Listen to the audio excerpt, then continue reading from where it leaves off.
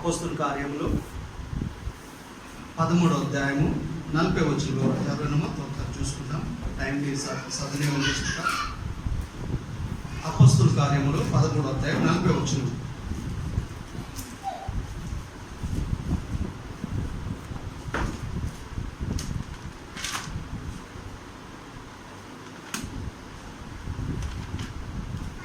తెలుగు చదవండి. ప్రవక్తల గ్రంథమందు చెప్పబడినది మీ మీదికి రాకుండా చూసుకోండి. ప్రార్థన చేసుకుంటా. పరలోకమందున్న పరిశుద్ధుడ మా తండ్రి, యేసుక్రీస్తు నామమున మీకు కృతజ్ఞత స్తోత్రములైన ఈ సమయాన్ని తరుణాన్ని మాకు ఇచ్చిన విధానం బట్టి మీకు కృతజ్ఞత స్తోత్రం తండ్రి.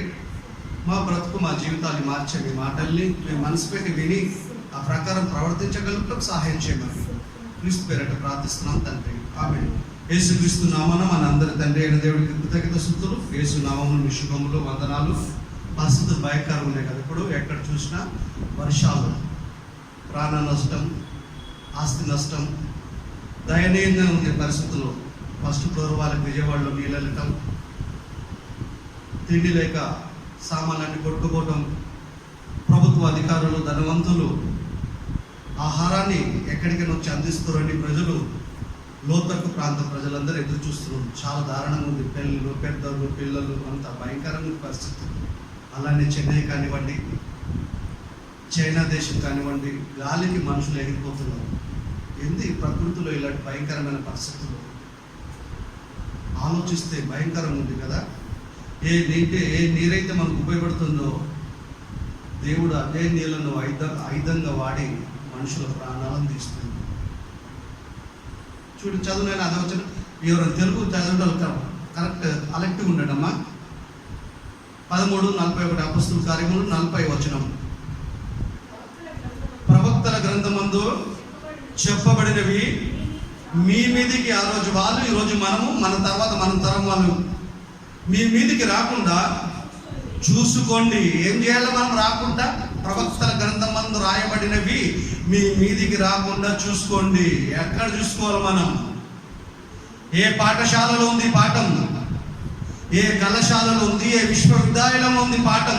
చూసుకోకుండా జాగ్రత్త చూసుకోవడానికి ఎక్కడ లేదండి. దేవుడిచ్చిన పాఠం 66 గ్రంథంలోనే, దేవుడి గురించిన గ్రంథంలోనే ఈ పాఠం ఉంది తప్ప ఎక్కడ లేదు పాఠం.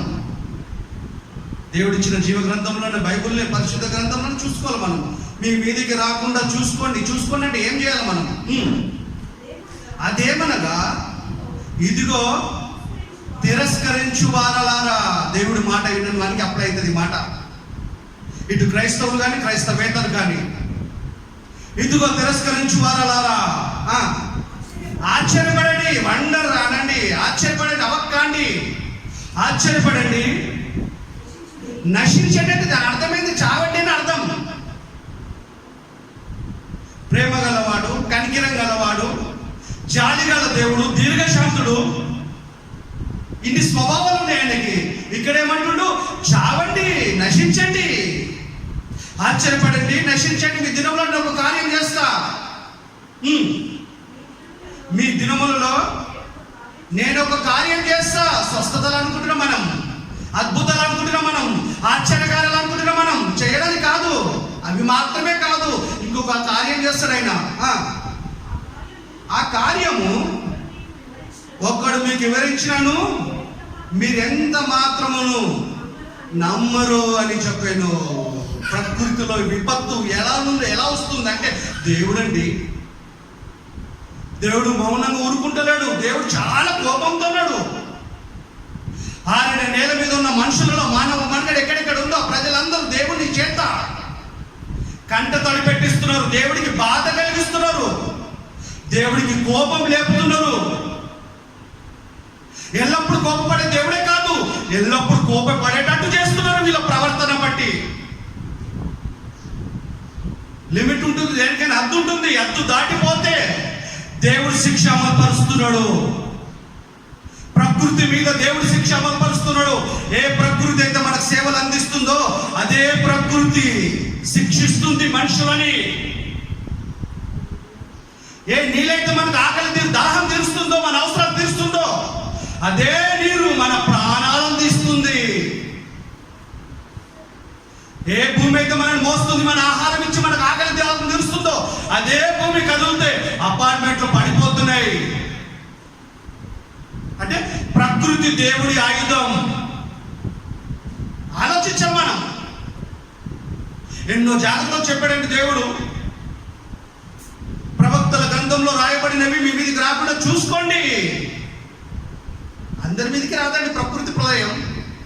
ఎవరైతే దేవుడికి విరోధంగా జీవిస్తారో, ఆయనకి ఇష్టంగా జీవించరో అవకాశం ఇస్తాడు. మారకపోతే శిక్ష అమలు పరుస్తాడు.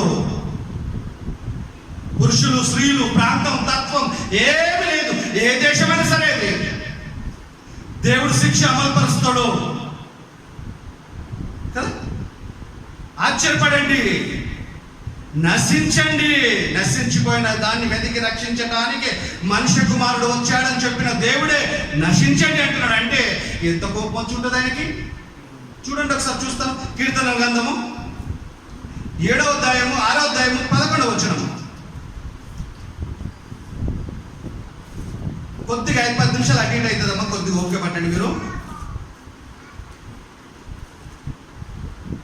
6వ అధ్యాయం కీర్తన 11వ వచనం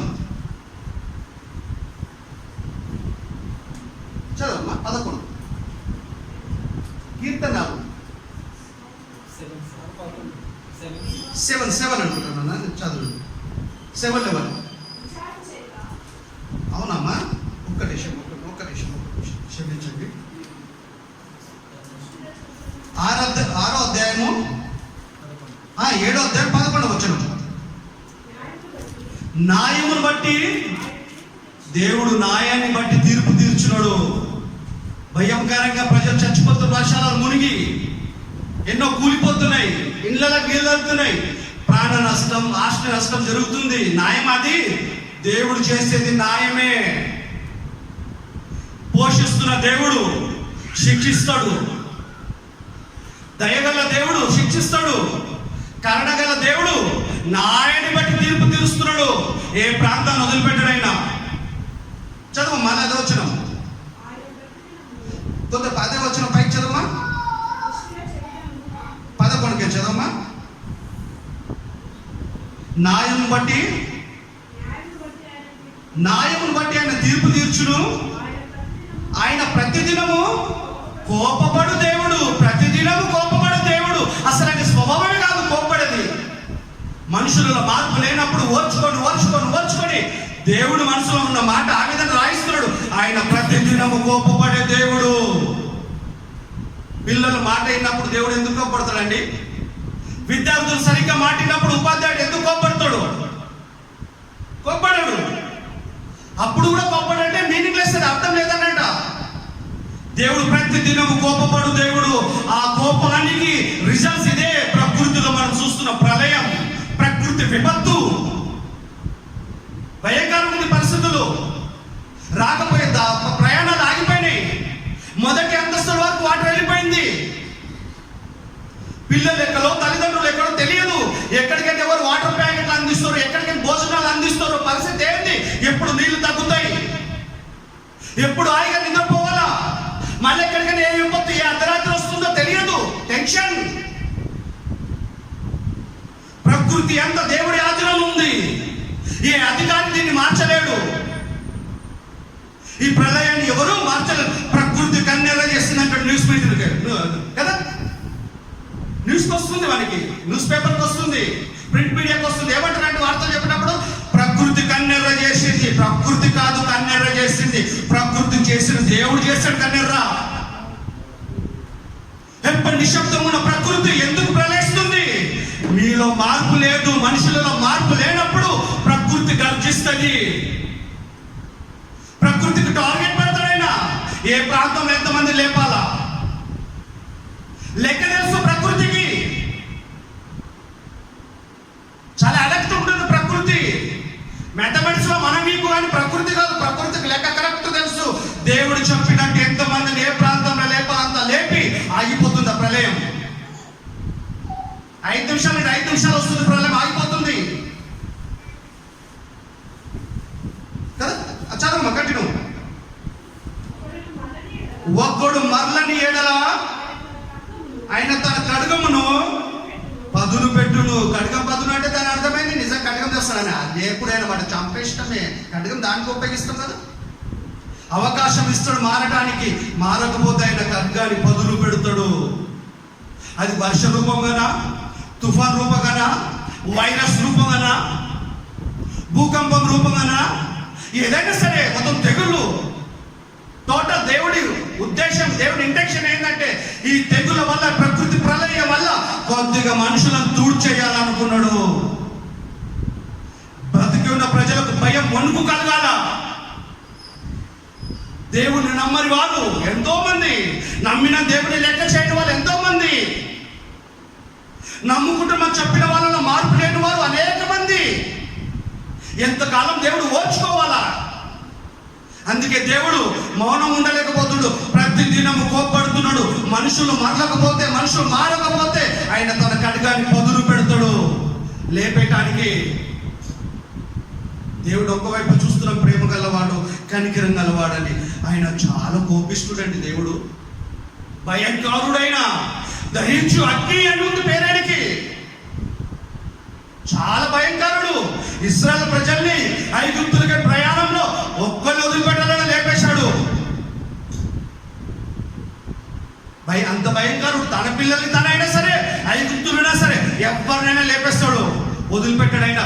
అవకాశం ఇచ్చినప్పుడు మారకపోతే శిక్ష విధిస్తాడైనా. అందుకే హెచ్చరికలన్నీ మన జాగ్రత్త కోసం ప్రవక్తల గ్రంథంలో రాయబడి మీ మీదికి రాకుండా మీరు చూసుకోండి అంటే మీరు అలర్ట్గా ఉండండి, మీరు భక్తిగా ఉండండి. నాకు ఇష్టంగా జీవించండి. నా ఇష్టం ఏంటో 60 పుస్తకాలు రాయించా. వాక్య ప్రకారం బ్రతకండి. చిన్న జీవితానికి కకృతి పడకండి. విని మర్చిపోకండి. వాక్య ప్రకారం జీవించండి. ప్రతి ఆలోచన దేవుడి పని చేయండి. సువార్త ప్రకటించండి.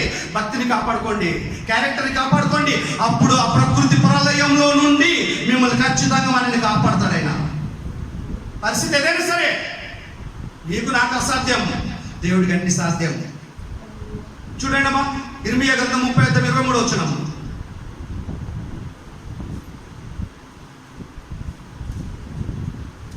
నాన్న కొద్దిగా ఒకసారి ఒక నిమిషం గమనించేవారు. మొదలు స్టాప్ పిల్లలు అది జస్ట్ గమనించాలి అంతే. ఇర్మియా 30:23. దేవుడి కోపం ఎలా ఉందో ఇక్కడ చెప్తున్నాడు. ప్రవక్తల గ్రంథంలో రాయబడినవి. ఇదిగో యెహోవా మహోగ్రత. ఉగ్రత అంటేనే చాలా కోపం దేవుడికి. మహోగ్రత ఇంకా స్థాయి పెరిగింది. యెహోవా మహోగ్రత పెనుగాలి బయలుదేరుచున్నది. ఎక్కడి నుండి? దేవుని యుద్ధం నుండి. ఏ రూపంగా? వర్షమా, గాలా, భూకంపమా, తెగుళ్ళ, ఏదైనా సరే యెహోవా పెనుగాలి బయలుదేరుచున్నది. అది గిరగిర తిరుగు సుడిగాలి. అది దుష్టుల మీదకి పెళ్ళున దిగున. అకస్మాత్తుగా ఎవరు ఎక్స్పెక్ట్ చేయరు. తెల్లవారుజామున, అర్ధరాత్రి తెలియదు. అకస్మాత్తుగా దుష్టుల మీదకి పెళ్ళున దిగును. దుష్టులు తెలుసా వాళ్ళ ప్రళయానికి? తెలుసు. నీతిమంతులు ఎవరు తెలుసా? తెలుసు. దేవుడికి ఇష్టలుగా ఎవరున్నారో, ఇష్టలుగా ఎవరు లేరో అందరూ తెలుసు ప్రకృతికి. ఎందుకంటే మనకంటే ముందు పుట్టించాడు ప్రకృతిని. ప్రకృతి మనల్ని అబ్జర్వ్ చేస్తుంది ప్రతి క్షణం. మట్టిలో కలిసిపోయేంత వరకు, వేసి వచ్చేంత వరకు ప్రకృతిలో ఉన్న ప్రతి మనిషిని మీద నిఘా పెట్టింది ప్రకృతి. అందరిని చూస్తుంది. ప్రకృతి దానైన దేవుడు మనం పోషిస్తుండు. అదే ప్రకృతి ద్వారా మనల్ని శిక్షిస్తుండు. అదే ప్రకృతిని మన మీద సాక్ష్యంగా పెట్టాడంటే దేవుడు. మనుషులు పెట్టలే మన మీద. నమ్మం కదా మనం మనిషిని పెడతా. చదవమ్మా. తన కార్యము ముగించి వరకు తనకు ఒక కార్యం ఉంది. టార్గెట్ పెట్టాడు. ఆ ప్రళయానికి దేవుడు, ఆ భయంకరమైన కదా మహోగ్రత పెనుగాలికి ఒక టార్గెట్ పెట్టాడు. ఈ ప్రాంతంలో ఇంతమంది నన్ను చంపాలా. చదవమ్మా కొద్ది మలపైకి. తన హృదయ ఆలోచన నెరవేర్చు వరకు యెహోవా కోపాగ్ని చల్లారదు. చూడండి ఎంత కోపం ఆయనకి. ఎంత కోపం చూడండి ఆయనకి. ఇంతమంది భయంకరంగా చచ్చిపోతున్నారు కదా. తిండి లేక దయానీయంగా పరిస్థితి అనేది ఏర్పడింది కదా. ఇంట్లో ఉన్న సామాన్లన్నీ కొట్టుకుపోయి కదా, వర్షానికి చైనాలో అయితే గాలికి కొట్టుకుపోతున్నారు అంతే మనుషులు, గాలికి ఎగిరిపోతున్నారు, ఏదో గాలిపటం ఎగిరిపోయినట్టు కదా. 70, 80, 100 కేజీలు ఉన్న మనిషి గాలికి ఎగిరిపోతున్నా అంటే మామూలు గాలి అది. మనకు మేలు చేసడానికి వచ్చిన గాలి కాదు అది, కీడు చేసడానికి వచ్చిన గాలి. చైనాలో వచ్చింది కదా, విజయవాడలో వచ్చింది, హైదరాబాద్కి ఏం కాదు, బోయగూడకి ఏం రాకపోదు, మనము ఎక్కడైనా వస్తుంది, ఎక్కడైనా రప్పిస్తాడు. గడ్డ కొండల మీదకి నీళ్ళు ఎక్కించాడు ఆయన నోవ కాలంలో. గడ్డ మీద ఉన్న మనకి ఏం కాదనుకుంటారు కొన్ని ప్రాంతాలలో. దేవుడు అనుకుంటే ఏ గడ్డ అయినా మునుగుతుంది కనుక ఇవన్నీ మనకి హెచ్చరికలు. పాత నిబంధన కాలం కదా, ఇది కృపకాలం కదా, అప్పుడు శిక్షించాడు దేవుడు, ఇప్పుడు శిక్షించాడు అనుకుంటే పొరపాటు. ప్రవక్తల గ్రంథంలో రాయబడిన మీ మీదికి రాకుండా చూసుకోండి అన్న మాట ఎందుకు ఇస్తాడు ఇప్పుడు? అప్పుడు కోపం ఇప్పుడు కోపం, అప్పుడు మారకపోతే శిక్షించాడు, ఇప్పుడు శిక్షిస్తాడు. దేవునికి అదే క్యారెక్టర్, దైవత్వంలో మార్పు లేదు. ఒకే రీతిగా ఉన్నాడంటే అప్పుడు ప్రేమించాడు, శిక్షించాడు, ఇప్పుడు ప్రేమిస్తాడు, శిక్షిస్తాడు. అందులో డౌట్ ఏముంది? లేదు.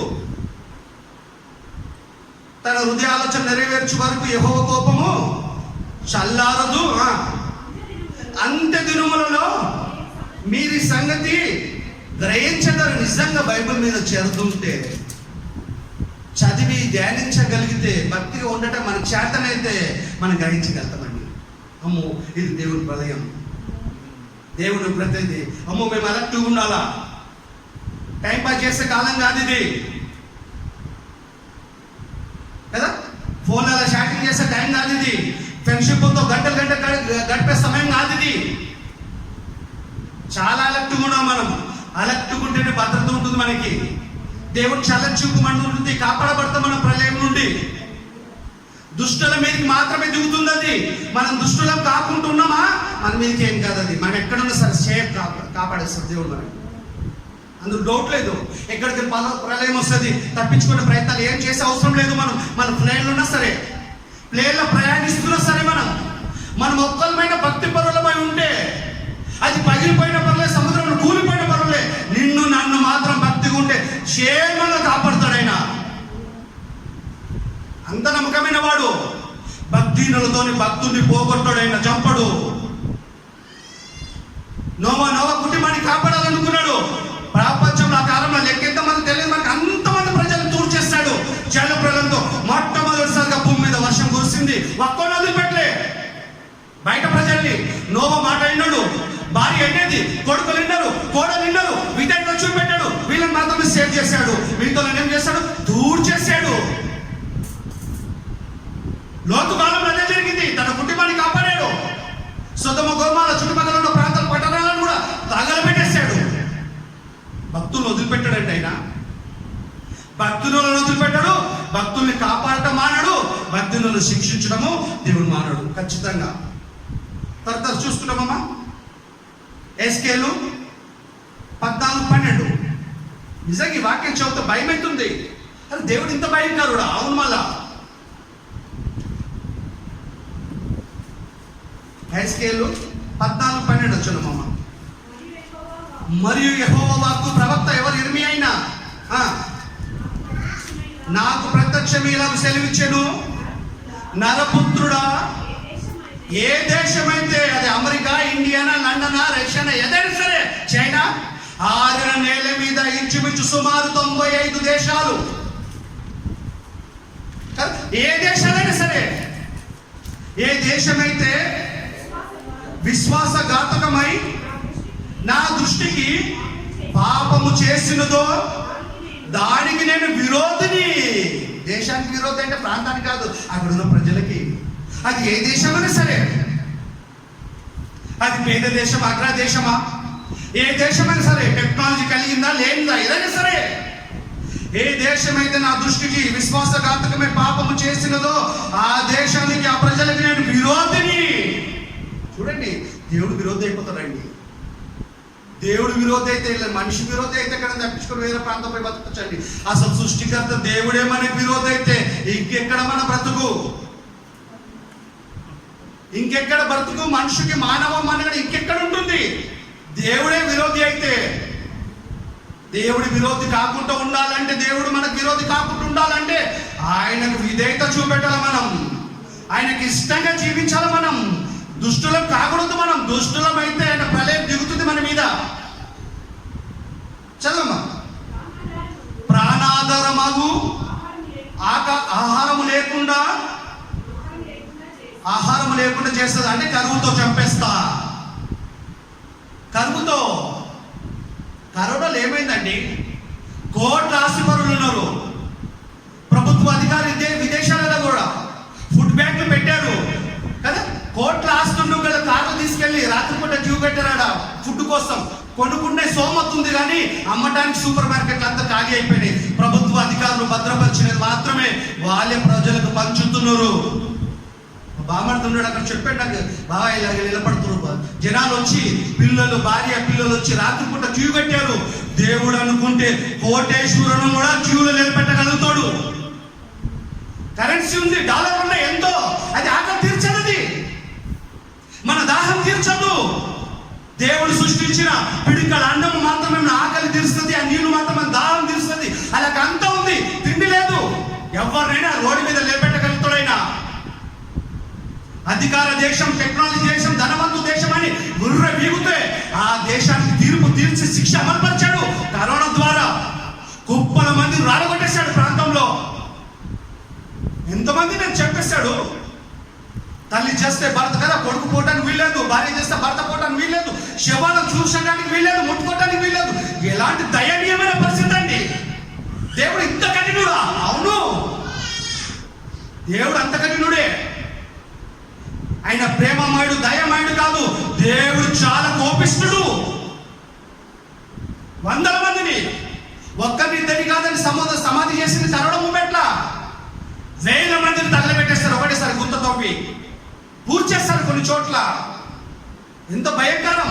ఎక్కడి నుండి ఏ ప్రళయం వస్తుందో అని చెప్పి ఒక్కరినొకరు ముట్టుకోకుండా అంటు వ్యాధి లాగా రోగం తల్లికుంటే పిల్లలు బయట పోతారు దగ్గరికి. ఏం భయంకరమైన పరిస్థితి అది. ఏదో వేల సంవత్సరాల ముందు జరిగిందంటే అది మళ్ళా జరిగింది మన కాలంలో. మనం కదా, మనం ఈ వయసులో ఉన్నప్పుడు మనకు అర్థమైంది. ఇంత భయంకరమైన పరిస్థితి ఎందుకు అలా జరిగింది? దేవుడు కోపం వచ్చింది. కరోనా చైనాడు తెచ్చిండు కాదు. ఒక క్రిమి, ఒక పురుగుకు జీవం పోయి అలా సృష్టించాలన్నా దేవుడే పుట్టించాలో కదా, దాన్ని పుట్టించాడు కనుకనే ఆ క్రిమి కదా, కరోనా తెగులని క్రిమి అది పుట్టడం వల్ల మనుషులకు అనారోగ్యాలు వచ్చి రాలిపోయారండి ఎక్కడికక్కడ. ఏ దేశాన్ని వదిలిపెట్టింది అది? 6 నెలల మీద అంతమందిని తుడిచేసింది. కొద్దిగా మంది మాత్రం దేవుడు కనికరంతో ఇమ్యూనిటీ పవర్ పెరిగి బతికిపోయాడు తప్ప దానికి ప్రభుత్వ అధికారులు మందులు ఇచ్చి బతికించలేదు. దేవుడు కనికరంతోనే బతికిపోయారు వాళ్ళు. మరణం దాకపోయి తిరిగి వెనక్కి వచ్చారు. రాలగొట్టాడు. ఇప్పటి వరకు మందు లేదండి కదా. వ్యాక్సిన్ తీసుకున్న వాళ్ళకి ఇప్పుడు కూడా భయంకరమైన బాడీ పెయిన్స్ వస్తున్నాయంట. రోగం వస్తే మందు తీసుకోవాలా, కానీ రోగం రాకముందుగా మందు తీసుకోమని చెప్పారు వైద్యులు. అందరినారు ఆ మాట. లేకపోతే ఉద్యోగాలకి రాని, బ్యాంకు రాని కదా, విదేశాలు పోనీయమని చెప్పారు. భయాన్ని తీసుకున్నారు. ఇప్పుడు భయంకరంగా సఫర్ అవుతున్నారు. ఇలాంటి పరిస్థితులకి కూడా దేవుడు కాపాడాలంటే ఆయనకి ఇష్టంగా ఉండాలి. మనం ఆయనకి ఇష్టంగా ఉంటే ఆరోగ్యం ఉంటుంది, భద్రత ఉంటుంది మనకి. చదవమా. కరువు పంపించి ప్రాణాధారం ఆహారం లేకుండా చేసేస్తాడు. బాగా తిండి తిని నా మాట ఇంటలేరు బిడ్డ, మీకు తిండి లేకుండా చేస్తా. జైలు పనిష్మెంట్ ఇంట్లో పెట్టాడు. కడుపు నిండి అన్నం పెట్టరు, కొద్దిగా పెట్టుతారు. ఎందుకంటే తిండి ఎక్కువైతే మాటిన మరి.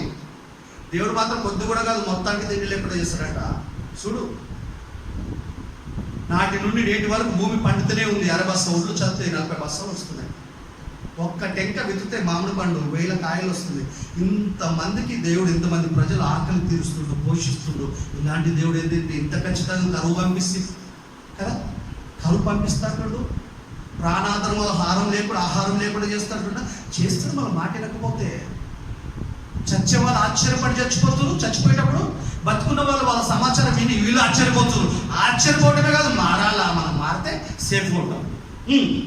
ప్రాణాధారం ఆహారం లేకుండా చేసి కరువు పంపి మనుషులను, పశువులను నిర్మూలం చేసేదాను. కంప్లీట్ గా క్లోజ్ చేసేస్తా అంటున్నాడు. నోవను, దానియేలును, యోబును, ఈ ముగ్గురు ఇట్లాంటి స్వభావం కలిగిన వారు. అప్పటికే యోబు లేడు, అప్పటికే నోవా లేడు, దానియేలు మాత్రం ఉన్నాడండి. అయితే ఇలాంటి లక్షణాలు కలిగి మంచి భక్తి పరువులు అయితే ఖచ్చితంగా వాళ్ళని నేను కాపాడుతాడు. వాళ్ళే కాదు, అలాంటి లక్షణాలు కలిగి మనం కూడా ఉంటే ఖచ్చితంగా కాపాడుతాడని మనం. దానియేలు ఎలాంటి వాడు? నా దగ్గర రాజుకు తప్ప ఏ మనుషులు యుద్ధనే, ఎవడనే దేవుని యుద్ధని వాళ్ళనుకుంటున్న దేవుళ్ళ యుద్ధనే, నేను ఎవడైనా ఏ మనవి చేస్తే సింహాల బోన్లో పడేస్తామంటే ఆ వార్త అంది కూడా ఈ దానియేలు రోజుకు 3 సార్లు ప్రార్థన చేశాడు. ప్రాణానికి తెగించి దేవుని ప్రేమించాడు. అందుకే దానియేలు క్యారెక్టర్ ఉండాలంటారు మనకు. నోవా కాలంలో ప్రపంచంలో ఆ కాలంలో ప్రజలంతా ఎవ్వరు దేవుడు మాటిలే, నోవా అయినాడండి. అందుకే నోవాలాగా ఉండాలా. యోబు అంత పోయింది, దేవుడికి విధేయకం అవుతా మానలేదైనా దేవుడి మీద నమ్మకంగా జీవించాడు. ఇలాంటి మంచి గుడ్ క్యారెక్టర్లు దేవుడిని ఇంప్రెస్ చేసిన వాళ్ళ ముగ్గురు, ఇలాంటి వాళ్ళకి ఇట్లుంటే ఖచ్చితంగా కాపాడబడతారు వాళ్ళని చెప్తున్నాడు. చదువుమా. అటు దేశంలో ఉండినను వారు తమ నీతి చేత తమను మాత్రమే రక్షించుకుందరు. ఫ్యామిలీ మెంబర్ని రక్షించరు. భార్య రక్షణ భార్యగా, భర్తతో, పిల్లలకే వారసత్వంగా రక్షణ రాదు మనకి. ఎవరు బట్టి ఉంటారో రక్షిస్తాడు, ఎవరు దేవుడికి ఇష్టడుగా ఉంటే వాళ్ళు రక్షిస్తాడు, ఎవరికి దేవుడికి విరోధిగా మారితే వాళ్ళు శిక్షిస్తాడు. క్షమార్పణ లేదుగా, చావకు ముందుకే ప్రళయం రాకముందే మారాలి. మనం మారకపోతే శిక్ష అమలు పరుస్తున్నాడు దేవుడు. హెచ్చరికైతే దేవుంది. ప్రపంచ ప్రజలకు తెలియదు, క్రైస్తవుగా మనం తెలియాలా, ఇది దేవుని హెచ్చరిక. అంత తిరుమల మీరు బాగుగా గ్రహించదరు భక్తి పరులైతే. దానికి అది ప్రకృతి పని చేయదు, దానికి అది ప్రకృతి ప్రళయం రాదు. దేవుని అనుమతితోనూ జరుగుతుంది ఇదంతా. ఫ్లైట్ నడిపేవాడు పైలట్ అంటే మనము, బస్ నడిపేవాడిని డ్రైవర్ అంటే విశ్వాన్ని నడపటైన సృష్టికర్త. ఆయన మాట వింటుంది ప్రకృతి. ఎక్కడ ప్రళయం రావాలి అక్కడ వస్తుంది. చదువు కంటిన్యూ కొంచెం కిందికి. ఇదే ప్రభువు యెహోవా వాక్కు, పాఠశాలలు సంచరింపకుండాను ఆ దేశము నిర్జనము. ఆ ప్రాంతం దేనికి పనికి రాకుండా ఎవరు నడవకుండా చేసేస్తారంటే ఆ ప్రాంతాన్ని ప్రళయం రప్పించిన చోటు. సొదొమ గొమొర్రా పట్టణాలను ఇప్పటికి గట్టి మొలవదంటే, అది ముస్లిం కంట్రీలో ఉంది, ఇప్పటికీ గట్టి మొలవదు. అంత దారుణంగా దేవుడు తగలబెట్టేస్తాడు అగ్ని గంధకాలు కురిపించి. అది మన పాఠం, అది మనకి ఎగ్జాంపుల్. అది అప్పుడు కోపం ఉంది, ఇప్పుడు కోపం ఉంది దేవుడికి. అప్పుడు శిక్షించాడు, ఇప్పుడు శిక్షించాడు. అప్పుడు ఎత్తుకోలేడు, ఇప్పుడు ఎత్తుకోడు. ముద్దొస్తే ఎత్తుకుంటాడు, మాట వినకపోతే ఎత్తేస్తాడు. ఇక అంతే. పాడవునట్లు నేను దాని మీదకి దుష్టమృగములను పంపింపగా ఆ ముగ్గురు, ఏ ముగ్గురు? దానిలో ఉండినను ఆ దేశము పాడైపోవును నా జీవము తోడు. వారు తమ్మును మాత్రమే రక్షించుకొందురు, కుమారులనైనను కుమార్తెలనైనను రక్షింపజాలరు. నోవా కానీ, యోబు కానీ, దానియేలు కానీ, ఆ ముగ్గురు అలాంటి క్యారెక్టర్ కలిగిన వాళ్ళు ఉంటే వాళ్ళు మాత్రమే రక్షించుకొందురు. నేను వాళ్ళని కాపాడతా. కుమార్తెలను కూడా కాపాడాలని వదిలిపెట్టేస్తా. జాలి లేదా? లేదు. పసిపిల్ల చనిపోతే పరదేశం నుండి ఏసు వస్తే పరలోకానికి వెళ్ళిపోతారు. డోంట్ వెరీ, వాళ్ళ కోసం టెన్షన్ పడాల్సిన లేదు. మనం చేస్తేనే నరకానికి వెళ్తాం. అందుకే యేసు ప్రభు అంటాడు, పిల్లలు ఆటంకపరచకండి, పరలోక రాజ్యం వీలేదే. దేవుడు రాజ్యం ఇలాంటి వాళ్ళదే. అలా తప్పడం ఉంటుందండి. దేవుడే జాలి లేకుండా వాళ్ళని చంపేస్తుండు, వాళ్ళని చెప్పడు, వాళ్ళకి విశ్రాంతి ఇవ్వాలనుకుంటుండే. ఇక మనలాగా పెరిగిన తర్వాత పాడవడం, మళ్ళీ బాధపడతాం, దేవుడు పరాలు రప్పి ఇదంతా ఎందుకు? అందుకే చిన్న వయసులోనే క్లోజ్ చేసేస్తున్నారు. కొంతమంది పుట్టుకతో క్లోజ్ చేసేస్తారు తెలుసా. నిజంగా ధన్యులను నరకం పోయే పరిస్థితి లేదు వాళ్ళకి. మనం క్లోజ్ చేయకుండా నిలబెట్టాడంటే పండుగ మనతో సువార్త పని చేయాలి మనం. అందుకే ఏ ప్రాంతంలో ఎవరు పుట్టించాలో పుట్టించాడు, ఏ కాలంలో పుట్టించాడు. ఇంకా కరోనా రాలిపోకుండా నిలబెట్టాడు. భక్తులు మనం కాదు, మార్తమని. వాళ్ళు మాత్రం రక్షించుకోరు, కుమారులు కానీ కుమార్తెను రక్షించుకోరు. ఈ ప్రజలు ఎంత భయంకరులు అయితే. అదే ఇర్మియా 5వ అధ్యాయం 21వ వచనం చదవమా. భయంకరులు అంట. దేవుడి మీద ఇంత కృతజ్ఞత లేదు వీళ్ళకి. రైతు అనుకుంటాడు, జై కిసాన్ అంటాడు, నేను కష్టపడితే భూమి పండుతుంది అనుకుంటాడు. విత్తనాలు చనిపోయి నిద్రపోతాడైనా. మొలకలు ఎలా వస్తున్నాయి తెలుసా? అతనికి తెలియదు. భూమిలో సారం ఎందుకుంది తెలుసా? తెలియదు. అగ్రికల్చర్ ప్రొఫెసర్ కూడా తెలియదు ఆ విషయం. దీని వెనకాలంతా మహానుభావుడు దేవుడి కనికరం ఉంది కనుక భూమి పండుతుంది. చంద్రమండలం కూడా ఉంది, చౌడు నేడాది అది పండదది, ఇదే పండుతుంది. మానవ మనుగడకు యోగ్యమైంది మన భూగోళమే. వేరే గ్రహాలలో ఉండలేము. శాస్త్రవేత్తల అధికారులు ఉమ్మక్కై ప్రజల పైసలు తింటూ అక్కడ కూడా ఉండొచ్చని తప్పుడు సంవత్సరాలు అందిస్తున్నారు. చేస్తాడు దేవుడు ఆ పని కూడా. ఇర్మియా 5:21 చదవమ్మా.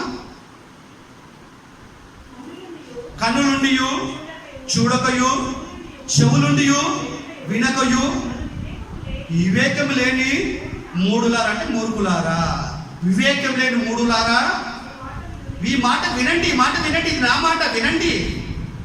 చదవమ్మా.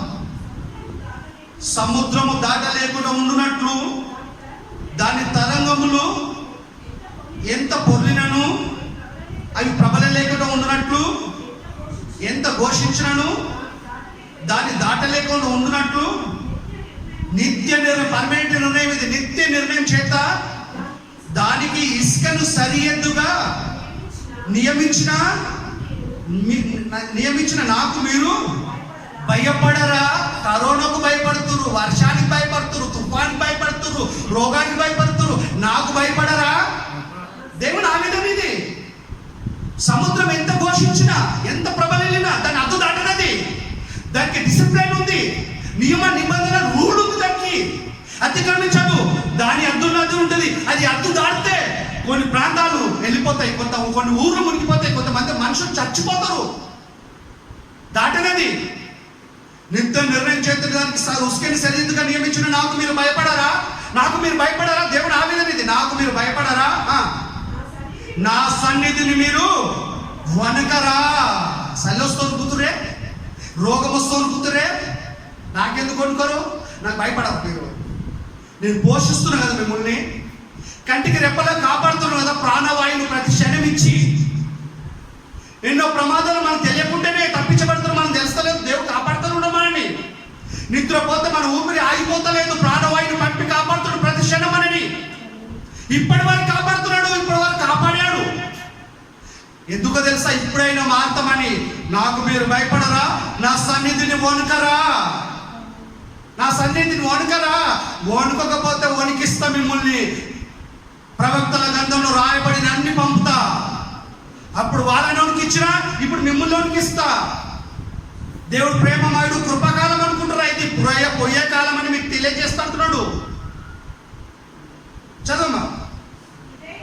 ఇదే యెహోవా వాక్కు. ఈ జనులు తిరుగుబాటును ద్రోహమును చేయు మనసు గలవారు. ఎలాంటి మనసు ఉందంటే ఇలా తిరుగుబాటు, దేవుడి మీద తిరుగుబాటుతో మాట. దాని అర్థం ఏంటో తెలుసా? వాక్య ప్రకారం బతకట్లేదంటే తిరుగుబాటు చేస్తున్నాం మనం. నమ్మని వాడు నమ్మక తిరుగుబాటు చేస్తున్నాడు, నమ్మిన వాళ్ళు మారక తిరుగుబాటు చేస్తున్నాడు. ఫస్ట్ ప్రిఫరెన్స్ దేవుడికి ఇవ్వాలి మన బ్రతుకు కాలంలో. కనపడని దేవుడి యందు భయభక్తులు కలిగి ఆయన వణుకుతే ప్రకృతి ప్రళయాలు కొనికే పని లేదు. ఇక మనకు కొనుక్కే అవసరం లేదు. ఏ మూలకని ఏ వైరస్ అయినా రాని నన్ను సురక్షితంగా కాపాడుతాడు దేవుడు. ఎందుకో తెలుసా? ఆయన చల్లని చూపు మన మీద ఉంటుంది.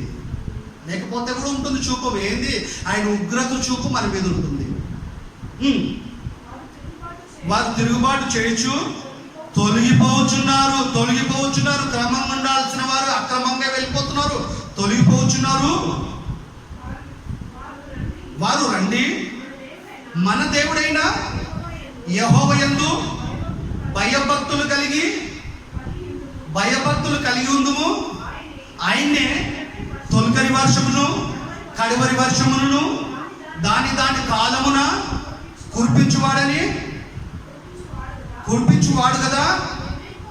నిర్ణయింపబడిన కోత కాలములను వారములను ఆయన మనకు రప్పించునని తమ మనసులో అనుకోవు. ఎంత కఠినుడు చూడు. దేవుడే కదా తొలకరి వర్షం కడవరి వర్షం కురిపిస్తున్నాడు. దాని కాలంలో కురిపిస్తుండు. అవి వర్షాలు కురుస్తుంటేనే భూమి పండుతుంది, కాయలు వస్తుంది, వరి పండుతుంది, గోధుమలు పండుతున్నాయి, కాయలు కాస్తున్నాయి, పళ్ళు కాస్తున్నాయి, తింటున్నాం, బతుకుతున్నాం. మానవ మనుగడ జరుగుతుంది. ఇక్కడ మానవుల ఆకలి దేవుడు కదా, జీవరాశుల ఆకలి దేవుడు తీరుస్తుండు. కలిసి మనుషులు కృతజ్ఞత కలిస్తే మనసులో కూడా అనుకోరంట. దేవుడే కదా వర్షం కురిపిస్తుండు, మనం ఆయన ఎందుకు భయభక్తులు కలిగి ఉంటాము అని తమ మనసులో కూడా అనుకోరు. ఇట్లాంటి వాళ్ళని భూమి మీద ఎందుకు పెట్టాలా? దేవుడు అనుకున్నాడు, ఎంతకాలం పెట్టాలా? నా ప్రేమని, నా దీర్ఘ శాంతాన్ని అలసగా తీసుకుంటున్నారు వీళ్ళు. నేను చూస్తానని అనుకుంటున్నారు, నేను ప్రేమ కలని అనుకుంటున్నారు, నాకు భయపడతలేరు, నా సన్నిధి వణుకుతలేరు. నా రెక్కల కష్టాన్ని కష్టపడి 6 రోజులు అంటే మనం అనుకున్న భూదినాలు కాదు, ఇది విశ్వదినాలు. యూనివర్సిటీ సెంటర్ అది విశ్వదినాలు. ఒక్క రోజు అంటే కొన్ని కోట్ల సంవత్సరాలు శాస్త్రవేత్తల అంచనా. నిజంగా భూదినాలు 24 గంటల దినాలు కాదు, అది 6 దినాలు. అంటే అంత కష్టపడి, ఎంత కష్టపడ్డాడు అంటే అలసిపోయేంత వరకు కష్టపడి విశ్వాన్ని చేస్తే దేవుని రెక్కల కష్టాలు, అటు క్రైస్తవేత్తలు ఇటు క్రైస్తవులు అందరూ కలిసి ఆయన రెక్కల కష్టాన్ని తింటూ ఆయన సంపాదనని అనుభవిస్తూ ఆయన మాట ఇంటలేరండి. ఇంకా దేవుడు ఎందుకు పెట్టాలి? తూర్చాను అందరినీ ఒకటేసారి ఎందుకు తూడ్చట్లేదు? మిగతా వాళ్ళైనా మార్పు వచ్చి నా వైపు మారుతారు, మన పిల్లల్ని అందరు ఎందుకు నరకానికి పంపాలి నేను అని అనుకుంటుండే ఆయన. మీ దోషములు వాటి క్రమములు తప్పించను, మీకు మేలు కలుగునట్లు, మీకు మేలు కలుగుకుంటకు మీ పాపములే కారణము. కొన్నిసార్లు వర్ష టైంలో వర్షాలు రావండి, చేనంతా పంటలకు వచ్చేసిన తర్వాత చెడగొట్టే వాళ్ళు అంటారు పెద్దలు కొంతమంది. దేవుడు పంపాడు దాన్ని, అది వచ్చి మొత్తం రాలిపోతుంది. ఒట్లు గుడ్లు గోధుమలు అన్నీ రాలిపోతాయి. దేవుడు పంపించాడు. ఎందుకో తెలుసా? నా మాట వినప్పుడు, నా మీద మీకు కృతజ్ఞత లేనప్పుడు, నాకు భయపడినప్పుడు, నా సన్నిధి వణికినప్పుడు ఈ పంటలు ఎందుకు పండాలి బిడ్డ? మీ కాయలు ఎందుకు, మీ చెట్లు కాయలు ఎందుకు కాయాలా? మీరు ఎందుకు తినాలా? మీకు శిక్ష అమలు పరుస్తున్నా అని చెప్పేస్తుంది. అందుకే మీరు కదా మీకు మేలు కలుపుకుండటానికి కారణం ఏందో తెలుసా? మీ పాపాలే కారణం అంటున్నారు. మీ పాపాలే కారణం, మీ పాపాలే కారణం. చూడండి అన్ననే కీర్తన గ్రంథం అంతకంటే ముందు ఆమోసు 5:7 చదవమ్మా. ఆమోసు 5:7. మనుషుల పాపాలను బట్టే దేవుడు ప్రకృతిలో ప్రళయం రప్పిస్తున్నాడు, శిక్ష అమలుపరుస్తున్నాడు, తీర్పు తీరుస్తున్నాడు. ఆయన భయంకరమైన పరిస్థితుల్లో ఉన్నప్పుడు మనం చాలా అలర్ట్గా ఉండాలి. నిజం దండిలమైన ఆయన సన్నిధిలో గడిపే భాగ్యం మనకు వచ్చింది. ఇంకా ప్రభు నమ్మని వాళ్ళు చాలా మంది ఉన్నారండి. మారాలి వాళ్ళు, మనం మారాలా. ఆమోసు 5:7 వచ్చింది చదవమ్మా. న్యాయమును ఏంటంటే క్యారెక్టర్ ప్రజలది ఆనాడు నేడు న్యాయమును అన్యాయం నాకు మార్చుచు నీతిని నేల పడవేయి వారాలారా. ఆయన సప్త ఋషి నక్షత్రములను, మృగశీర్ష నక్షత్రములను సృజించిన వాడు, కారు చీకటిని ఉదయముగా మార్చువాడు, పగటిని రాత్రి చీకటి వల్లే మార్పు చేయువాడు. ఇక్కడ ఆగల, ఇందాకేం చెప్పాడు? సముద్ర జలములు, సముద్రం ఎంత ఘోషించిన, ఎంత ప్రబలైన దాన్ని అద్దు దాటకుండాన్నట్లు, అది ప్రబలేకున్నట్టు ఇసుకను సరిహద్దుగా నియమించిన నాకు మీరు భయపడారా అన్నారు. ఇప్పుడు ఏమంటాడు తెలుసా? చదవమ్మా. సముద్ర జలములను పిలిచి వాటిని భూమి మీద పొర్లి పారజేయువాడు ఆయనే, ఆయన పేరు యెహోవా. ఎప్పుడు దాటింది సముద్రం వద్దు? సునామీ. కొన్ని వందల కిలోమీటర్స్ ఎత్తున వచ్చిందంటే అది వేగంతో లక్షల మంది తూర్చేసింది. అది సునామీ. సముద్రం హద్దు దాటింది. ఎందుకో తెలుసా? మనుషులలో మార్పు లేనప్పుడు హద్దు దాటిన సముద్రాన్ని, దానికి ఇసుకని సరిహద్దుగా కదా నిత్య నిర్ణయం చేత సరిహద్దుగా నియమించిన దేవుడు దాన్ని పిలిచాడు కనుక ఆ రోజు హద్దు దాటింది. ఎందుకో తెలుసా? ఎంతో మంది లక్షల మంది ప్రజలు చంపడానికి సునామీ అని పేరు పెట్టారు శాస్త్రవేత్తలు దానికి. చదువు అదమాట. సముద్ర జలములను పిలిచాడంటే ఒక వ్యక్తిని పిలిచినట్టు మారండి రాడు. మనం పిలుస్తున్న వాక్యం ద్వారా మనం ఆడతలేము. భయంకరంగా గంభీరంగా ఉంటుంది కదా సముద్రము. చాలా విశాలంగా ఉంటుంది. అంత పెద్ద సముద్రం విన్నదైన మాట. సముద్ర జలములను పిలిచి వాటిని భూమి మీద పొర్లి పారజేయువాడు, ఆయన పేరు యెహోవా. ఎందుకు భూమి మీదకి వచ్చింది? భూమి మీద నరులకు నివాసం ఉంది. ఆ చుట్టుపక్కల ఉన్న ప్రాంతాల మనుగడ జరుగుతుంది, మానవ మనుగడ ఉంది. సముద్రమా, నీకు పని పెట్టా, నువ్వు పోయి తూర్చేయి. నీకు టార్గెట్ అప్పగించా, నీకు లెక్క అప్ప చెప్పినా, అప్పటిదాకా నా కోపం చల్లారదు. నీకు ఇచ్చిన లెక్క ప్రకారం నువ్వు ఇంతమంది తూర్చేయి. సముద్రం జలములు బయటకు వచ్చేసింది, సముద్రం దాటింది, అద్దు దాటింది, వీళ్ళని వేసేసింది. కడిగా పంపాడు సముద్ర రూపంగా, చెప్పేసింది చాలా మందిని. ఎందుకు? మనసు మారలేదు. న్యాయాన్ని, నీతిని లేకుండా ఇష్టం వచ్చి జీవిస్తే నీతిని నేల పడేసేస్తున్నారు, న్యాయాన్ని అన్యాయానికి మారుస్తున్నారు. మనుషులలో మార్పు లేదు. శిక్ష విధించాడు దేవుడు. సునామీ వచ్చింది. సుషమ రోజు ఎంత టెన్షన్ పడిపోరు అక్కడ శాస్త్రవేత్తలు, సామాన్యులు అందరూ భయంకరంగా ఎక్కడికి ఏమొస్తుందో. ఇండోనేషియా కంట్రీ వాళ్ళ చుట్టుపక్కల ఉన్న దేశాలంతా గజగజ వణికిపోయిందనమాట. నిద్రపోలేదు. ఎక్కడికైనా ఏ ప్రళయం వస్తుందో. ప్రభుత్వ అధికారులు అందరూ ప్రాంతాలను చేంజ్ చేసి ఎక్కడికైనా తీసుకుపోయారు. వాళ్ళు సాధ్యమైనంత వరకు ప్రయత్నం చేశారు, కానీ చాలా మంది చచ్చిపోయారండి ఆ నీళ్ళలో మునిగి. కొబ్బరి చెట్టు అంత హైట్ వస్తుంది, వాటర్ ఏముంటుంది, ఇంకా మనుషులు ఎక్కడ ఉంటారు? ఇంకా అంత భయంకరమైన కోపం. చూడండి, ప్రేమ కలిగిన దేవుని హృదయంలో ఎలాంటి కోపం ఉందో. సముద్ర జలములను పిలిచి భూమి మీద పొర్లి పారజేయబడు, ఆయన పేరు యెహోవా. అప్పుడు రాశాడు, ఇప్పుడు ఎందుకు రప్పించాడు? ఆ కాలం కాదు కదా, మనకు తెలివి వచ్చిన కాలమే కదా సునామీ వచ్చింది. అప్పుడైనా శిక్షించాడు, ఇప్పుడైనా శిక్షిస్తాడు. తర్వాత చూసుకున్నామమ్మా. కీర్తనలు 46:8 వచ్చినాం. 46:8 వచ్చినాం. యెహోవా చేసిన కార్యములను వచ్చి చూడండి. ఏ కార్యములు? వండరా, అద్భుతాల, ఆశ్చర్యాలా? అవి కావు. ఆయనే భూమి మీద నాశనములను కలగజేయువాడు. ఎవరంటే నాశనం కలగజేయవాడు? దేవుడు. వేరే విధంగా అపవాది మన మనుషులను నాశనం చేస్తుంది, ప్రకృతి ద్వారా నాశనం చేస్తాడు. ఎవరంటే దేవుడు. పెద్ద బల్క్గా చేస్తాడైనా పని నాశనం, చిన్న చిన్న చేయడైనా పని అప్పగిస్తాడు వాటికి.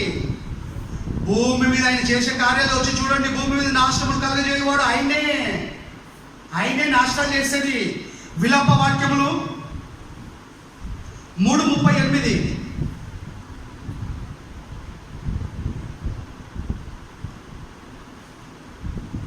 విలాప వాక్యములు 3:38. మహోన్నతుడైన దేవుని నోటి నుండి కీడును మేలును బయలుదేరును. శిక్ష అమలుపరచడానికి మహోన్నతుని నోటి నుండి మేలు వస్తుంది, కీడు వస్తుంది.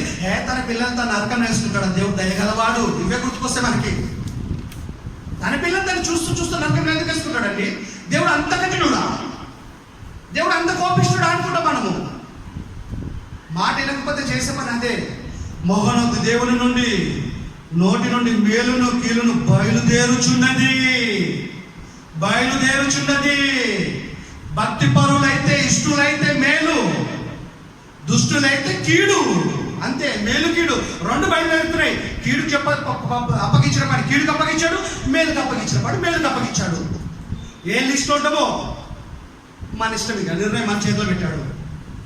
నాకు విధేయత చూపెడతావా బిడ్డ, నీకు మేలే పో. ఒక్కవేళ నన్ను లెక్క చేయవా, నీ కీడు పోయిగా. నువ్వు మొరపెట్టినా, నీ గురించి ఏ పాస్టర్ మొరపెట్టినా నేను కాపాడిగా. అయిపోయింది, టైం దాటిపోయింది, క్లోజ్.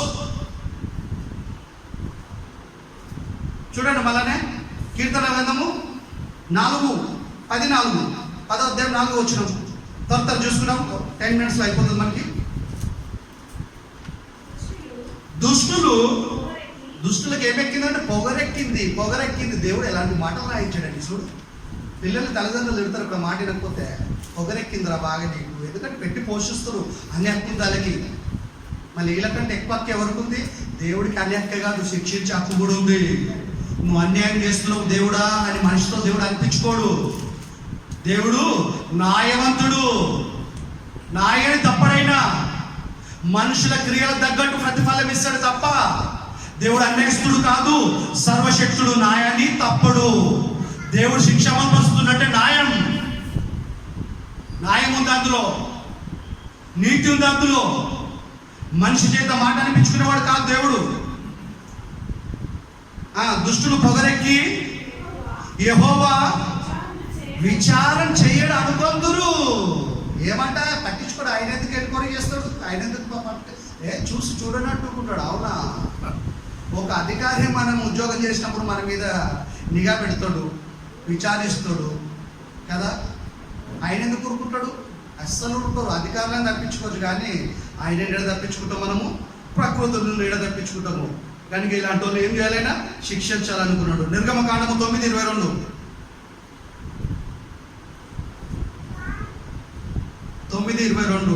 నిర్గమకాండము.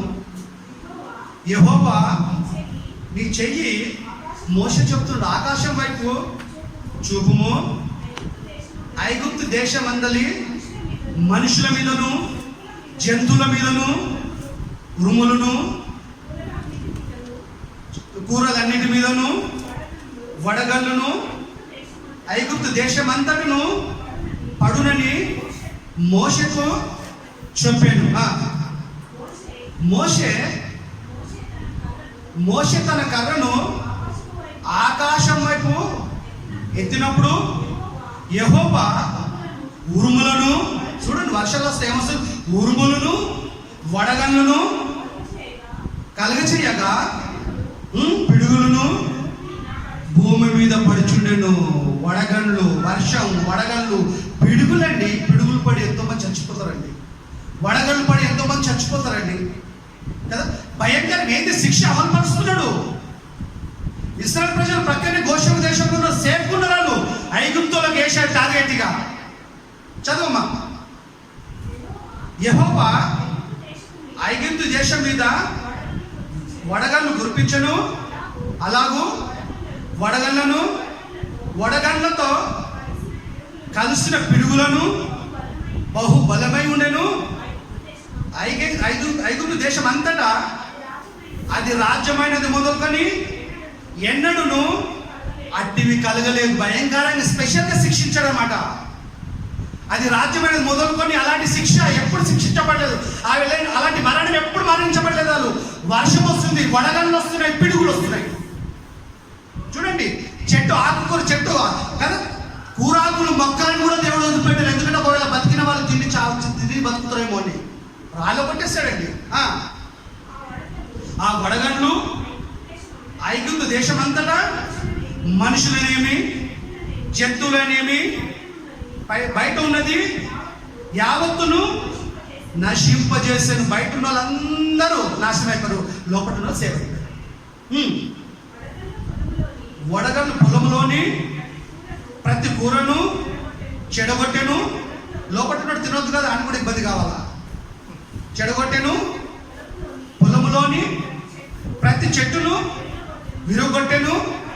అయితే ఇశ్రాయేలు ఉన్న గోషెను దేశంలో మాత్రము వడగళ్ళు పడలేదు. సేఫ్గా ఉన్నారు. భక్తి ఉన్నప్పుడు ఇశ్రాయేలు ప్రజలు రక్షించాడు, భక్తి మీరినప్పుడు శిక్షించాడు. కొన్నిసార్లు శత్రువులకు అప్పగించాడండి దేవుడు వాళ్ళని సరి చేస్తానికి. మళ్ళా ప్రచారం పడినప్పుడు మళ్ళీ కాపాడాడు. ఎవరినో రక్షకుని పంపించి సరి చేసుకోవడానికి చాలా ప్రయత్నం చేశాడు. కొన్నిసార్లు శిక్షించాడు. ఐగుప్తులను భయంకరంగా వర్షంతో, వడగళ్ళతో, పిడుగులతో కదా, వడగళ్ళతో చచ్చిపోయారు, పిడుగులతో చచ్చిపోయారు. బయట ఉన్న వాళ్ళంతా పోయారు, జంతువులు పోయి అన్ని పోయినాయి. లుక్సాన్, ప్రాణ నష్టం, ఆస్తి నష్టం. నాడు జరిగింది నేడు జరుగుతుంది. అధికారులు సేవ చేయలేకపోతున్నారు. భయంకరమైన పరిస్థితులు. సునామీ ద్వారా ఎన్ని ప్రాణాలు, తుఫాన్ల ద్వారా ఎన్ని ప్రాణాలు పోతున్నాయి, కరువు ద్వారా ఎంతమంది చచ్చిపోతున్నారు. ఆ వాటర్ ఎండిపోవడానికి టైం పడుతుంది. దానివల్ల ఎన్నో వ్యాధులు, మలేరియా అంట, చికెన్ గునియా అంట, రకరకాల వ్యాధులు, బ్లడ్ ప్లేట్స్ పడిపోవడం. బలవంతులు అండి. ఇప్పటి చూసా, ఇప్పటికి రీసెంట్గా కుషా కూడా నడవలేకపోతున్నారు. బలవంతులు 30 సంవత్సరాల పిల్లలు నడవలేకపోతున్నారు. ఏంటి ఇంత దారుణమైన పరిస్థితి, ఇంత దయానీయమైన పరిస్థితి ఏంటి? మనిషి దేవుడికి భయపడతలేడు కనుక క్రిములు దాడి చేస్తుంది మన మీద. క్రిములు మనం అనుకుంటాం దేవుడు సైన్యమే కదా, దేవుడి సైన్యమే ఏది దేవదూతలు అనుకుంటాము. యోవేలు పుస్తకం ఒక్కసారి చూడమ్మా. యోవేలు 2వ అధ్యాయము 25వ వచనం. దేవుడి సైన్యం ఏముందో అక్కడ చెప్పాడు.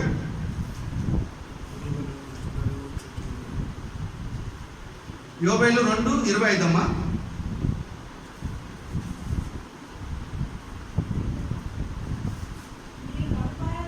మీ ఇశ్రాయేలు ప్రజలు చెప్తున్నాడు, మీరు కడపార తిని, కడపార అంటే అయితే దాని అంతా కడుపు నిండా. దేవుడు ఎప్పుడు అల్పాహారం పెట్టాడు, ఫుల్ పెడతాడు. చంపితే కూడా భయంకరంగా చంపుతాడు ఆయన.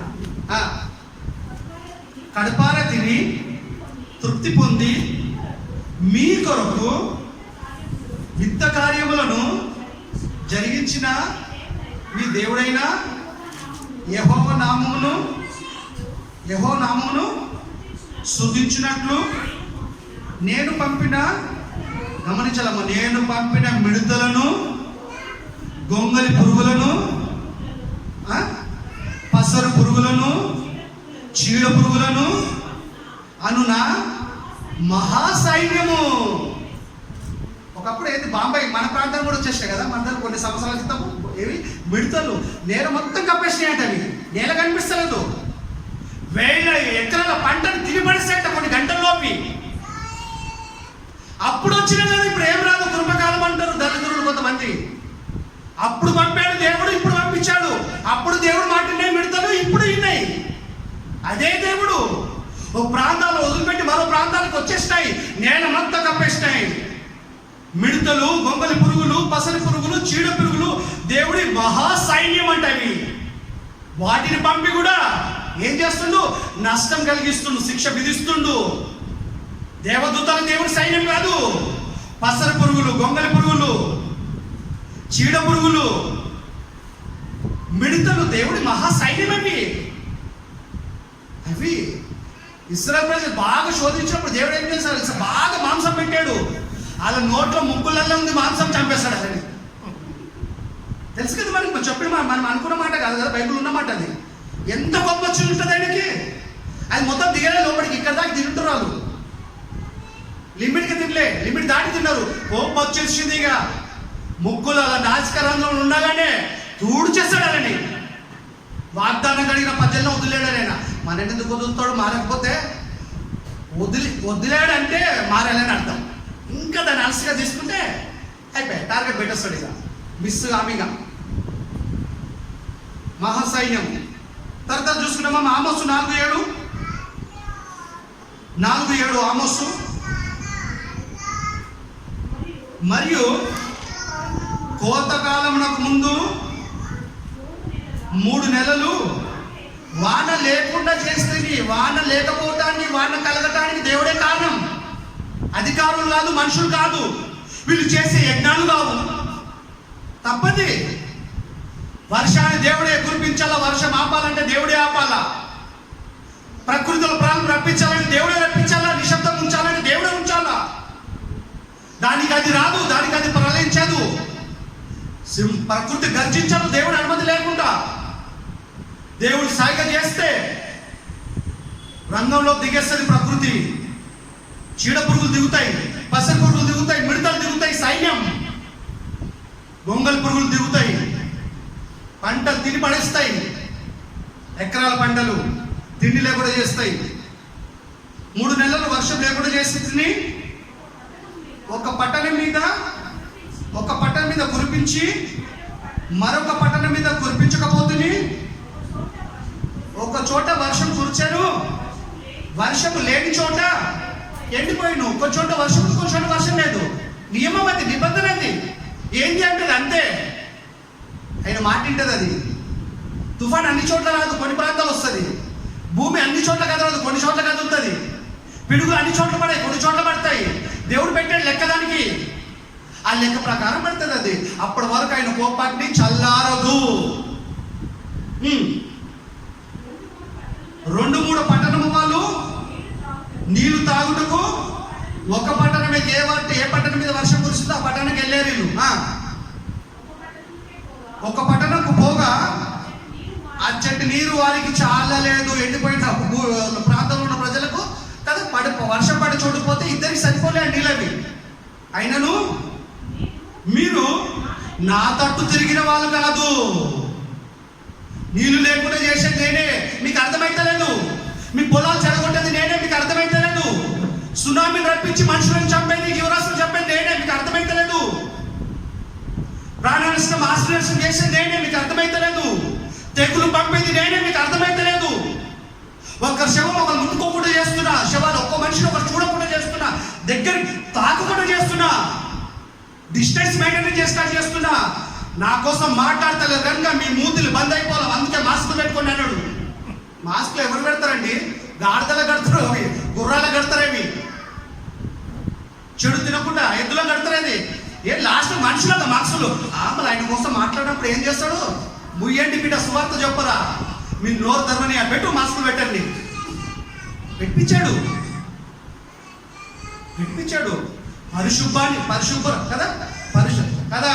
పరిశుభ్రానికి అలవాటు పడిన మీరు పరిశుద్ధతకి ఎందుకు అలవాటు పడతలేరు? శుభ్రంగా ఉంటే ఆరోగ్యం, పరిశుద్ధంగా ఉంటే దేవుడికి దగ్గర అవుతాం. దేవుడు కావాల్సింది పరిశుభ్రత కాదు, పరిశుద్ధత. పరిశుభ్రం ఉండటానికి ఎంతో ప్రయత్నాలు చేస్తాం, ఎన్నో రుద్దుకుంటాం. రోజుకు 2 సార్లు స్నానం చేస్తాడు. కరోనా ముట్ల మాడొక ఫ్రెండ్ రోజు 4 సార్లు చేస్తుంటే వాడు ఎక్కువ కాలం ఉంటామని కదా. పరిశుభ్రంగా ఉండటానికి యాక్టివేట్ అయిపోయాం మనం. పరిశుద్ధంగా ఉండటానికి యాక్టివేట్ కావాలి మనం. అప్పుడు దేవుడి దగ్గర ఉంటాం. పరిశుభ్రంగా ఉండటం మంచిది, ఆరోగ్యంగా ఉంటాం. దేవుడి దగ్గర రామది పరిశుభ్రంగా కదా. పరిశుద్ధంగా ఉంటే దేవుడి దగ్గర ఉంటాం. ఆయన పరిశుద్ధుడు కనుక మన పరిశుద్ధుడు మనం. అచ్చటి నీళ్ళు మీకు చాలా అయినను మీరు నా తట్టు తిరిగిన వారు కారు. అయ్యో తుఫాను, అయ్యో సునామీ, అయ్యో భూకంపం అనుకుంటున్నారు, మర్చిపోతారు. అందరూ మర్చిపోతారు.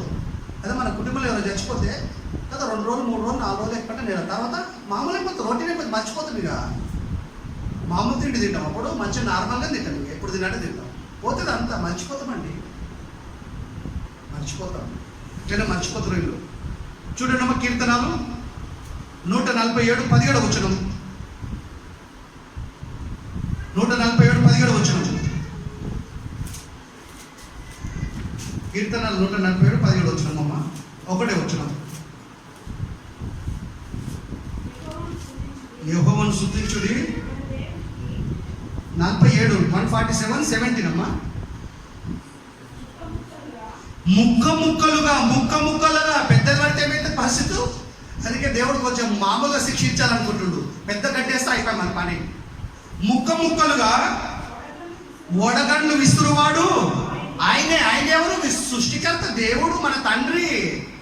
నమ్మినా నమ్మకపోయినా మనుషులందరి ఆత్మలను కన్న తండ్రి. ముక్కలుగా వడగండ్లు విసురువాడు ఆయనే.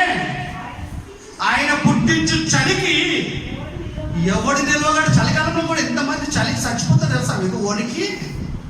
వణికి చచ్చిపోతారు, ఎక్కడెక్కడ బిగిసిపోతారు. ప్రకృతి ప్రళయం లేకుండా నార్మల్గా చచ్చిపోతేనే భక్తిపరులు మనం. ప్రకృతి ప్రళయంలోనో ఏదో ప్రమాదంలో చచ్చిపోతున్నాం అంటే మనం మంచోళం కామని అర్థం. గుర్తుపెట్టుకోలేక మనమైనా సరే అవతల సరే.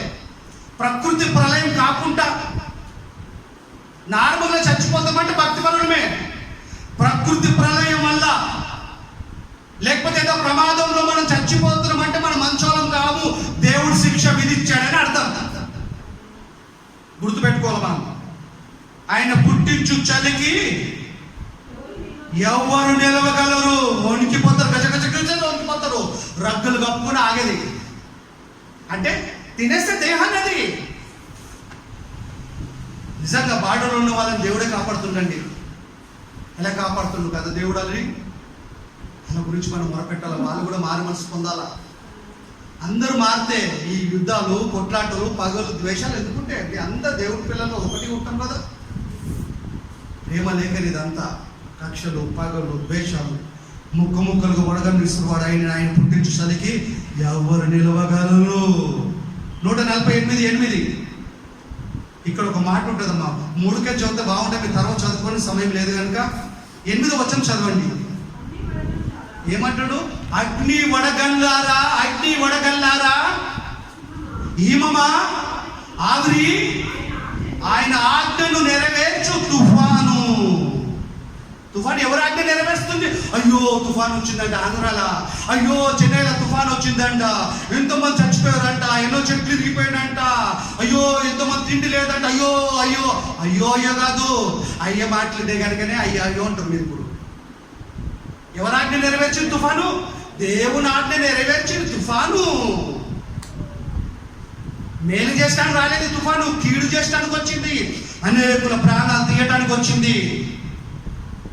చచ్చిపోయే ముందు వాళ్ళు ఆశ్చర్యపోయారు. తర్వాత వాళ్ళ కుటుంబ సభ్యులు అక్కడ ఉండేవాళ్ళు, తర్వాత టీవీ ద్వారా పేపర్ ద్వారా న్యూస్ చదువుతుంటే ఇంట్లో మనం కూడా ఆశ్చర్యపోతున్నాము.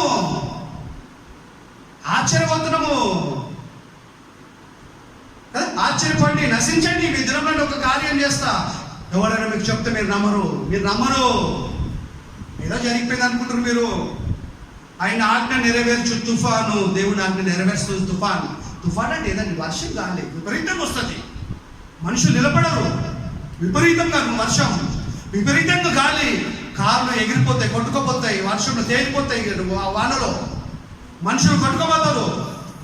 చెట్లను పట్టుకుంటే కూడా మన చెట్లతో పాటు మనిషి ఎగిరిపోతాడు. ఒక పేపర్ ఎగిరిపోయినట్టు భయంకరంగా ఉంటుంది తుఫాన్ అది. అది తలుచుకుంటే భయం ఉంటుంది మనకి.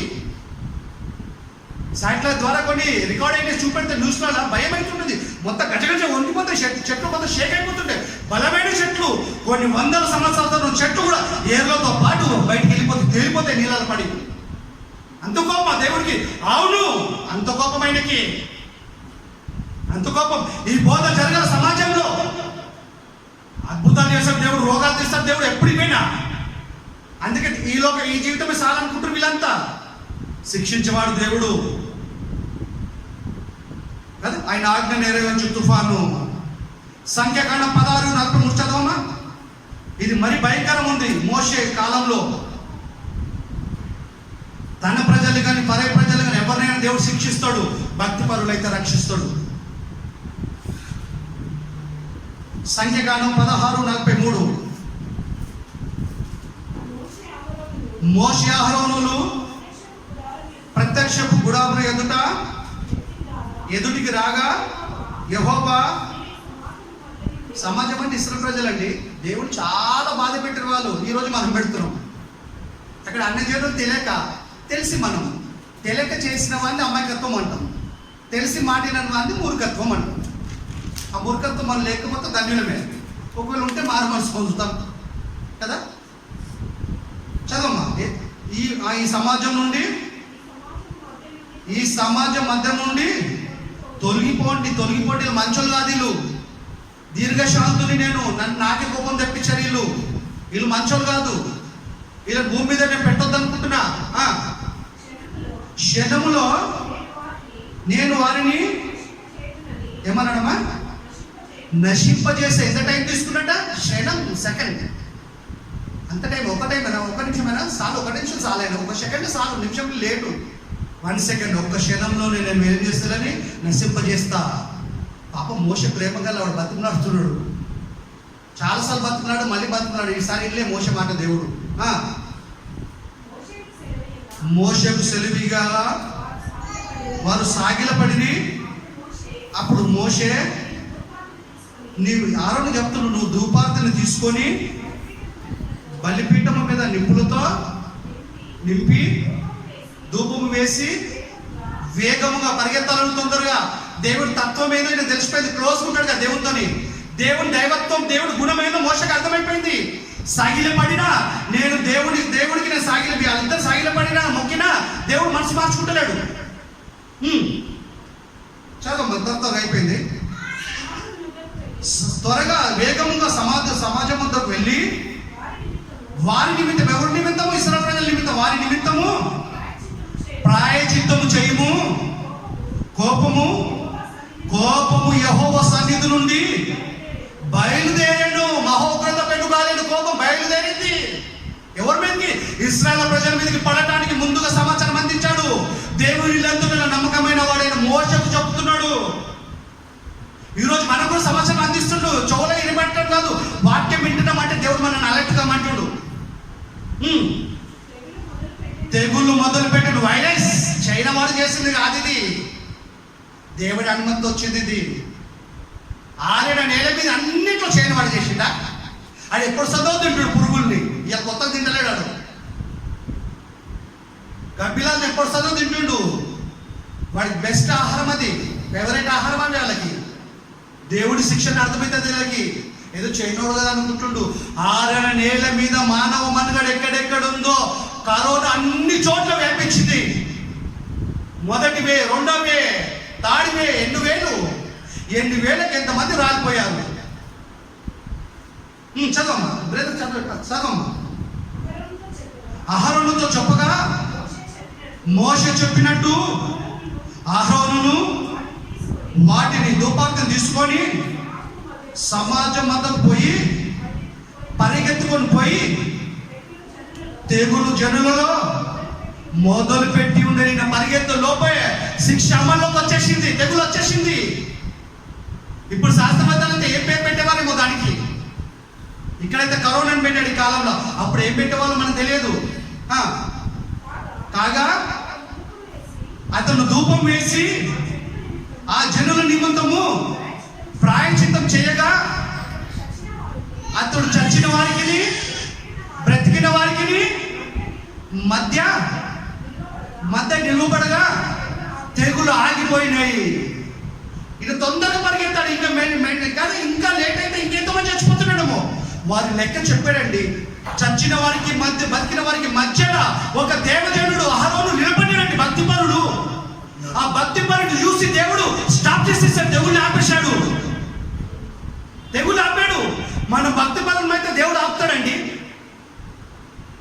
మన భక్తిపరం అయితే మనలో ఎవరికైనా వ్యాధి విస్తరిస్తే తటసిస్తే ఖచ్చితంగా మనం యథార్థవంతం అయితే దేవుడు కాపాడుతాడండి. మనం మళ్ళీ ఒకసారి అవకాశం ఇస్తాడు. చచ్చిన వారికి బతికిన వారికి మధ్యలో అహరోను నిలబడ్డాడు. తెగులు ఏమైపోయిందమ్మా? తెగులు ఆగిపోయాను. కన్ను చూదమ్మా. కోరాహు కోరాకు తిరుగుబాటున చనిపోయిన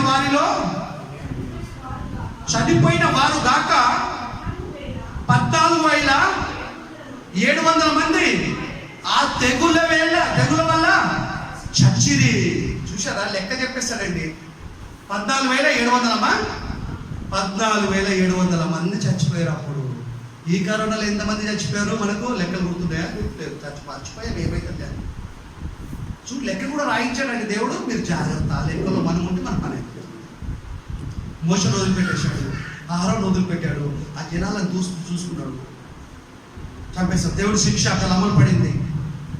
70 కీర్తనాలు 78, 46 చివరి వచనం ఉందమ్మా. ఇంకొకటే. థ్యాంక్ యూ, మీరు ఓపికతో విన్నారు. 78 కీర్తన 46 వచనం నుండి 50 వచనం వరకు నెమ్మది చదవమ్మా. ఆయన వారి పంటను చీర పురుగులకును వారి కష్టఫలమును మిడతలకు అప్పగించాడు. ఐగుప్తులది మాటిల్లాలు. వాళ్ళు దేవుని పిల్లలు. ఒక మాట చెప్పాలంటే భూమి మీద అందరు దేవుని పిల్లలు, దయ్యానికి ఎవరు పిల్లలు లేరు. దేవుని పిల్లలే దేవుడు మాటినాక దయ్యం పిల్లలుగా మారారు, అంతే తప్ప అందరిని పుట్టించింది దేవుడే. వడగండ్ల చేత చదవమ్మా. వడగండ్ల చేత వారి ద్రాక్ష తీగలను, హీమము చేత వారి మేడి చెట్లను ఆయన పాడు చేశాను. తింటుండదు ఇలాంటి పండ్లు ఉండదు. ఇలాంటి మంచి మంచి విటమిన్ పండ్లు తింటారు వీళ్ళు, నా మాటినక. వారి పశువులను వడగండ్ల పాలు చేశాను. మటన్ తింటారు ఆయన ఊకే నెలకోసారి. వారి మందలను పిడుగుల పాలు చేశాను. మందలను గర్పిస్తారా? పిడుగుల పాలు చేశాను. పిడుగులతో చంపేస్తాం ఈ మందలను. ఆయన ఉపద్రవం కలగజేయగా దూతలు సేనగా తన కోపాగ్నిని ఉగ్రతను మహోగ్రత వారి మీదకి విడిచేను. మహోగ్రత కదా, శ్రమను వారి మీదకి విడిచేను. చదవమ్మా. తన కోపము నాకు ఆయన తవ్వ సదును చేశాను. భూమిని పండించడానికి సదును చేస్తారు రైతులు. ఈయన ఏం చేశాడు? కోపానికి తవ్వను సదును చేస్తున్నాడు. టార్గెట్ పెడుతున్నారు. ఎప్పుడు లేపాలి, ఏ ప్రాంతం లేపాలా? మరణం నుండి వారి ప్రాణములను తప్పింపక వారి జీవమును తెగులు నాకు అప్పగించాడు. వైరస్కి అప్పగించాడు. మరణం నుండి వారిని కాపాడుకుంటా వారి జీవమును తెగులు నాకు అప్పగించాడు. చూడండి, అప్పగించటం ఆయనే, రక్షించటం ఆయనే, పోషించటం ఆయనే, శిక్షించటం ఆయనే. చూడండి, దేవుడు శిక్ష అమలుపడుతుంది ప్రకృతి మీద. ఇప్పుడు అప్పుడు అన్నట్టుంది మన పరిస్థితులు. చాలా జాగ్రత్త ఉన్నాం మనము. చివరి మాట ఇది అప్పుడు కదా, ఇప్పుడు ఏం జరగదు అనుకోవచ్చు మనం. 1 కొరింథీయులు 10:5 చివరి వచనం చదవండి బ్రదర్.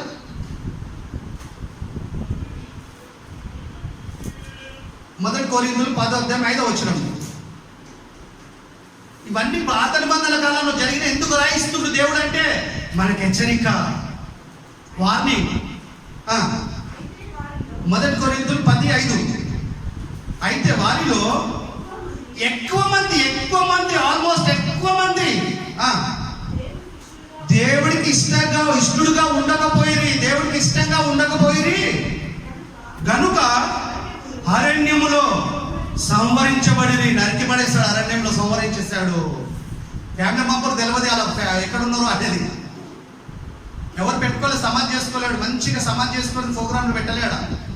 అరణ్యంలో సంవరించాడు. ఏంటి రీజన్? ఆయనకి ఇష్టంగా లేకపోయిరి. ఆయన కష్టాన్ని తింటుర్రు, ఆయన ద్వారా మేలు పొందుతుర్రు. ఆయనను పట్టించుకోలేదు. ఆయనను శోధించారు, మోసం శోధించారు, దేవుడి మీద తిరుగుబాటు చేశారు. దేవుడు ఊరుకోలే, అరణ్యంలో సంహరించాడు. నెక్స్ట్, వారు ఆశించిన ప్రకారము మనము చెడ్డ వాటిని ఆశించకుండానట్లు ఈ సంగతులు మనకు దుష్టాంతరంగా ఉండేను. హెచ్చరికది, మనకు దుష్టాంతరంగా ఉండేను.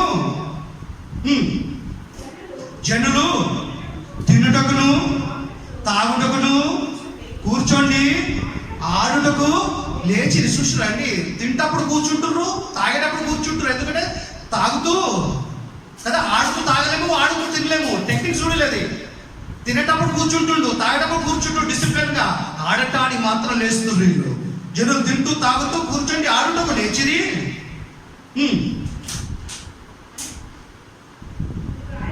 అన్ని రాయబడినట్లు వారిలో కొందరి వల్లే మీరు విగ్రహాలకు గురైనై ఉండకుడి. వారి వల్లే మనము వ్యభిచరింపకుందుము. వారిలో కొందరు వ్యభిచరించినందున ఒక్క దినముననే 23,000 మంది కూలిపోయిరి. 23,000 మంది కూలిపోయిరి. మనము మన ప్రభుని శోధించొద్దు. ఉన్నదంటే యాక్టివ్ ఉండాలా, ఉంటే గర్వించొద్దు, లేకపోతే టెన్షన్ పడొద్దు. మనం ప్రభుని శోధింపకుందుము. వారిలో కొందరు శోధించి సర్పము వలన నశించిరి. సర్పములతో లేపడి కొంతమందిని చూడండి. అంటే ఆయన శిక్ష లెక్క అమలుపరుస్తుండు. వడగళ్లతో కొందరిని, పిడుగులతో కొందరిని, తుఫాన్తో కొందరిని, తెగుళ్లతో కొందరిని, పసపురుగులతో కొంత ఆస్తి నష్టం, సునామీ వల్ల కొంతమందిని, భూకంపం ద్వారా కొంతమందిని. మీరు సనగండి, సనగటం మంచిదే, మీరు సనగండి. వారిలో కొందరు సనిగి సంహారకుని చేత నశించిరి. ఈ సంగతి ఇక్కడ మోస్ట్ ఇంపార్టెంట్, మన ఇంతట్లో గుర్తుండాల. ఈ సంగతులు దుష్టాంతం వారికి సంభవించి యుగాంతమందున్న మనకు బుద్ధి కలుగుటకే రాయబడ్డాయి. దుష్టాంతంతో వారికి సంభవించినాయి. యుగాంతమందున మనకు బుద్ధి కలగటానికి దేవుడు రాయించాడు, రాయబడ్డాయి. అలెక్ట్ కూడా మనం భయభక్తులు ఉంటే దేవుడికి అప్పుదల మనకు ఉంటుంది. దేవుడి కోపం మన మీద పడద్దు, ఆయన ఉగ్రత మన మీద దిగదు, మన పిల్లల మీద దిగదు. భక్తిగా పెంచుతే కదా. పరిస్థితులు ఇవ్వండి కానీ యోబు లాంటి స్వభావం, నోవా లాంటి స్వభావం కదా, దానియేలు లాంటి స్వభావం, భక్తి పరులమైతే ఖచ్చితంగా మన దేవుడు కాపాడతాడు. అందులో డౌట్ లేదు. మన పిల్లలు కూడా అలాంటి స్వభావాలతో ఉండేటట్టు పెంచాలి మనం. ఈ వాక్యం దేవుడు దీవించినాక యేసుక్రీస్తు నామమున మీ అందరికి వందనాలు. సహోదరికి మీ అందరికీ వాక్యం చదివిన సహోదరులు కూడా యేసుక్రీస్తు నామమున మీకు వందనాలు.